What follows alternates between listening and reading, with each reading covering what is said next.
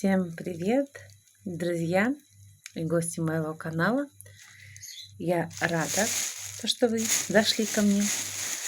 Итак, сегодня мы с вами похрустим мелом раповским.